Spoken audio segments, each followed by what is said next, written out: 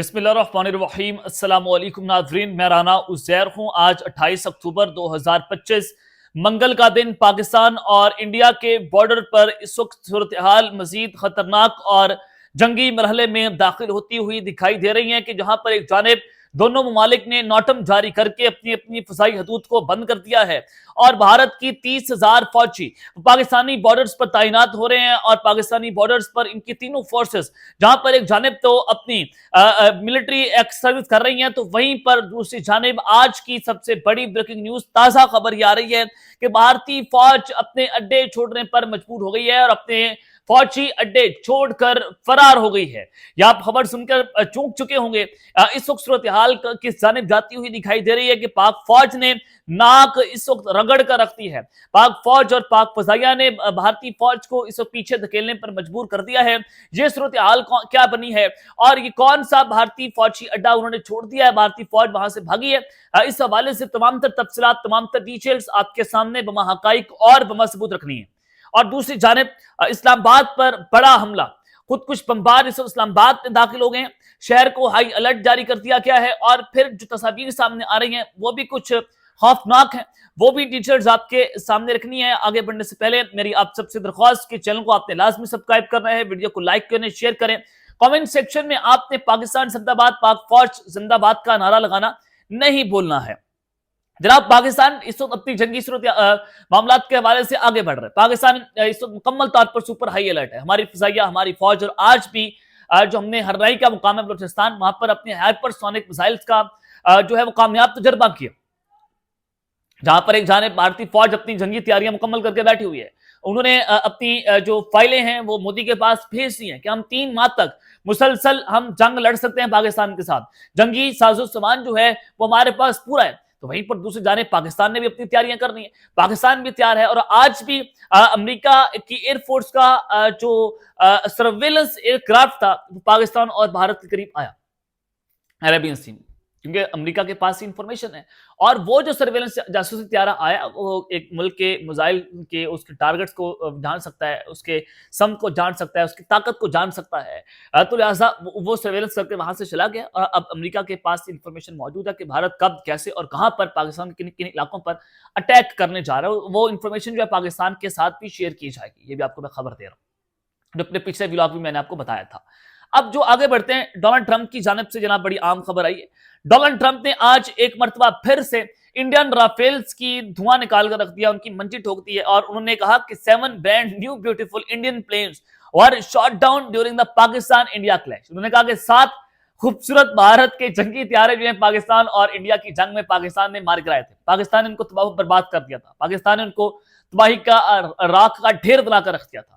ये यूएस के जो प्रेसिडेंट बात कर रहे हैं और ये करीबन कोई 60-61 मरतबा ये उनकी जानिब से एक मरतबा फिर से कहा गया। और यूएस के प्रेसिडेंट डोनाल्ड ट्रंप ने जो न्यू इंडक्टेड इंडियन राफेल्स आए हैं, यानी कि जो पहले तबाह हो गए थे पाकिस्तान और इंडिया की जंग में, उन्होंने दोबारा राफेल तैयारे खरीदे और अपने उनकी जगहों को पुर किया। तो उनकी तरफ उन्होंने इशारा करके बताया कि जनाब ये भी अब तबाह होने जा रहे हैं और पाकिस्तान अब की बार इसको तबाह करेगा। तो आपको मैं ये भी बता दूं कि जो F-16 तैयारे अमेरिका की तरफ से पाकिस्तान को दिए गए थे वो हम भारत के खिलाफ इस्तेमाल नहीं कर सकते थे जंग के अंदर।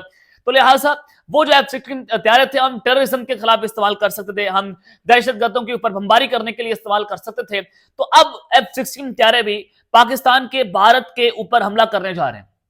ये बेसिकली डोनाल्ड ट्रंप की जानिब से जो है वो पैगाम दिया गया कि अगर इंडिया उनके बार बार रोकने की वजह से भी पाकिस्तान पर अटैक करने से नहीं रुकता तो हमारे F-16 तैयारे जो हैं वो भी अब मैदान में उतरेंगे और भारत की जो है वो नींदें हराम करके रख देंगे। तो ये खबर भी आज हमारे पास पहुंची है, तो उसकी तस्दीक भी हुई और डोनाल्ड ट्रंप ने उस तरफ इशारा भी किया कि अब न्यूली इंडक्टेड इंडियन राफेल्स जो हैं वो भी अब तबाह होने जा रहे हैं। आगे बढ़ते हैं जनाब, जो भारतीय फौज अपने अड्डे छोड़कर भागी, भारतीय फौज की खबर, पाक फौज ने जनाब उनकी नाक इस वक्त रगड़ कर रखती है। ये क्या खबर आ रही है, इस वक्त सूरत हाल क्या बनी हुई है जनाब? इंडिया हैज, जो इंडिया के जर्नलिस्ट हैं उनकी जानिब से ये ट्विटर पर ट्वीट किया गया और उसके अलावा जो डिफेंस कैपिटल है इंडिया की न्यूज एजेंसी है उनकी जानिब से भी इसको रिपोर्ट किया गया है। वो क्या कहते हैं? वो कहते हैं कि India has vacated the any air base in Tajikistan. India की जो एयर बेस थी ताजिकिस्तान में, एनी एयर बेस, उसको उन्होंने खाली कर दिया। अब आपने बड़े गौर से खबर सुननी है और बड़ी डीप डाउन जाकर समझना है कि सूरत हाल क्या बनी है। इंडिया और ताजिकिस्तान उनको वहां पर भारतीय फौज को फरार क्यों होना पड़ गया, पाकिस्तान क्या करने जा रहा था, ऐसा क्या कदम पाकिस्तान उठाने जा रहा था कि इंडिया की फौजें वहां से भागी हैं। और एन उस मौके पर भागी कि जब उनको जरूरत है पाकिस्तान के ऊपर दबाव डालने की, पाकिस्तान को घेरने की। तो अब कहा जा रहा है कि losing strategic foothold near Pakistan despite operating there for 25 years, 25 सालों से इंडिया की फौज वहां पर बैठी हुई थी। और अब पाकिस्तान इनके करीब जाकर ये जो इनका एक बहुत बड़ा नुकसान हुआ है इंडिया का, कि 25 सालों के बाद उनको ये जियो पोलिटिकल प्रेशर पड़ा चाइना और रशिया की तरफ से, और उन्होंने ये जो है वो डिसीजन लिया और भारतीय फौज ये अड्डा जो है अनी अड्डा उसको छोड़कर फरार हो गई है।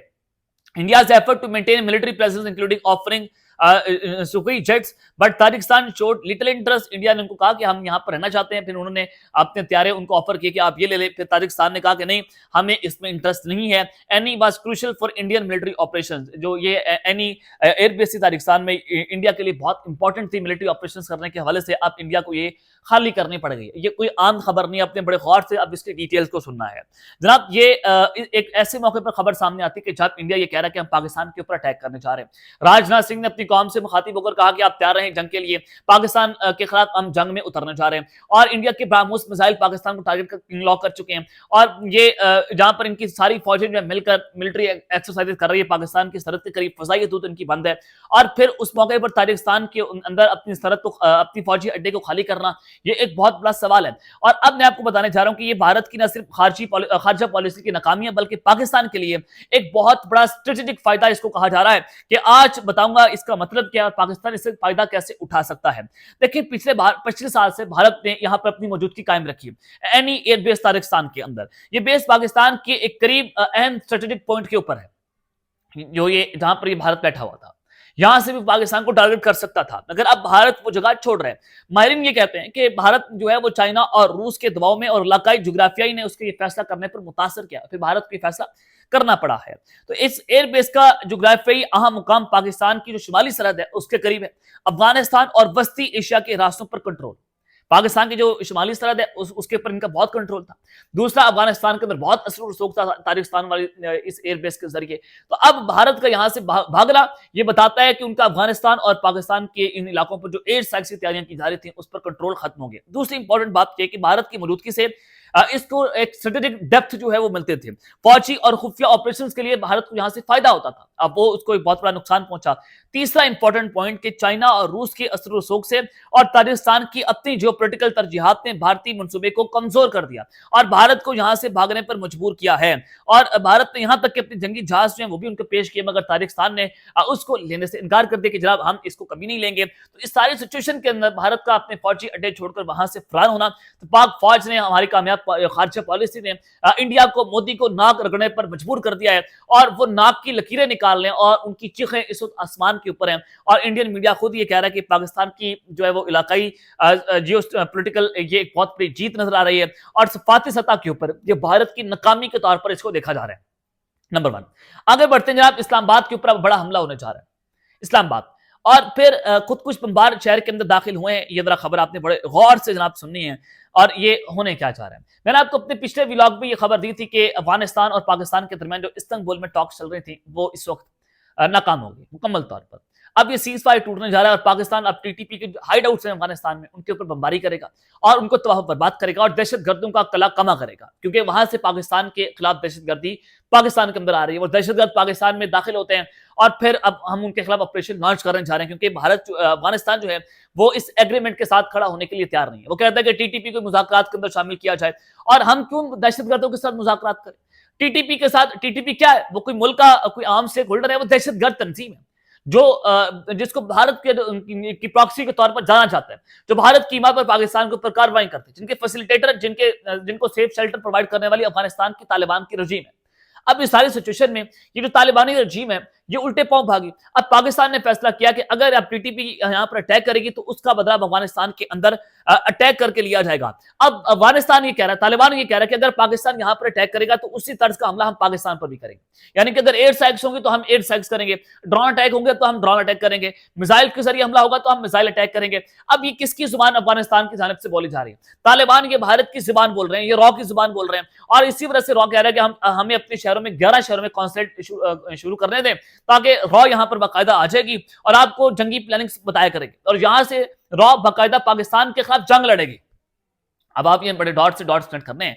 अब ये होने क्या जा रहा है कि ये आज एक खबर आई है, टीटीपी का दहशतगर्द है और ये तालिबान की तरफ से धमकी, अफगान तालिबान की जानिब से धमकी है कि अगर पाकिस्तान हमारे ऊपर अटैक लॉन्च करता है, दहशतगर्दों के ऊपर अटैक लॉन्च करता है, तो हमने फैसल मस्जिद इस्लामाबाद को उड़ाना। ये टीटीपी का एक दहशतगर्द है। इसने एक सफेद कलर का ये अपने साथ चार्ट पकड़ा हुआ जिसमें लिखा we are serious, if you hit Kabul we are gonna come and hit Islamabad. उन्होंने कहा कि अगर आप काबुल को हिट करोगे तो हम इस्लामाबाद को टारगेट करेंगे। ये फैसल मस्जिद के सामने जो मेन रोड है उसके सामने एक ली गई तस्वीर है और ये इस सोशल मीडिया पर वायरल हो गई है और ये इस्लामाबाद को एक क्लियर मैसेज दिया जा रहा है कि हम अब इस्लामाबाद के अंदर खुद कुछ बम्बार दाखिल हो गए हैं और पाकिस्तान के अंदर से इस्लामाबाद में एक बहुत बड़ा अटैक होगा। तो पूरे का पूरा शहर अब हाईलाइट हो गया कि तालिबान रजीम है ये पाकिस्तान के अंदर घुस गई है और ये दहशतगर्दों के जरिए पाकिस्तान के ऊपर एक बहुत बड़ा अटैक लॉन्च करने जा रही है। ये दुनिया को इस तरफ नजर दौड़ाने की जरूरत है कि किस तरह से ये दहशतगर्द तंजीम जो है या ये दहशतगर्द हुकूमत जो इस्लाम का लबादा उड़कर मुसलमानों पर जुल्म करने जा रही है, अब दुनिया को सोचना चाहिए और इनका रजीम चेंज ऑपरेशन का वक्त और इनका अंजाम जो है वो करीब आ गया और पाक फौज पाक फजाइया इनको मुंह तोड़ जवाब देने के लिए तैयार है। और अगर ये ऐसा करने की सोचेंगे भी तो पूरे का पूरा काबुल हम मलबे का ढेर बना देंगे। ये कोई रशिया या कोई अमेरिका नहीं है। आपने रशिया और अमेरिका को शिकस्त दी, पाकिस्तान की मदद से दी। आपने हमारे सामने घुटने टेके, आपने भीख मांगी थी पाकिस्तान से। अब पाकिस्तान आपको नहीं छोड़ेगा। अब तक रहते हैं, अपना ख्याल रखेगा और इस्तेमाल लाजमी रखने। अल्लाह ने के बाद पाकिस्तान जिंदाबाद।